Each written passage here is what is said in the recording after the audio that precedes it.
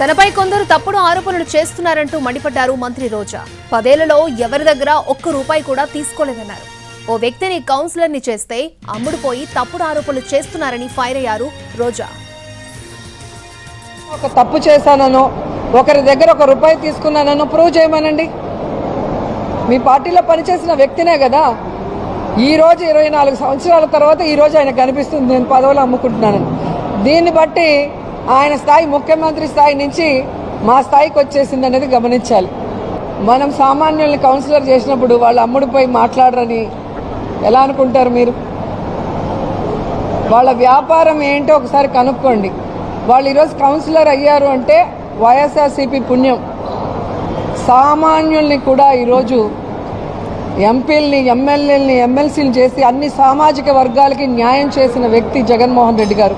ఆయన బాటలోనే మేము కూడా రాజకీయ వాళ్ళు లేకపోయినా, రాజకీయ అర్హత లేకపోయినా మంచి వాళ్ళగా, పేదవాళ్ళగా ఉన్న వాళ్ళని తీసుకురావాలనుకున్న క్రమంలో వీళ్ళు వచ్చారే తప్ప వీళ్ళు పార్టీ జెండా మోసింది లేదు, పార్టీకి పనిచేసిన వాళ్ళు కాదు. కానీ ఆ కృతజ్ఞత లేకుండా ఈరోజు ఎవరో చెప్పిన మాటలకో దేనికో లొంగి నా మీద నిందేస్తే ఖచ్చితంగా భగవంతుడు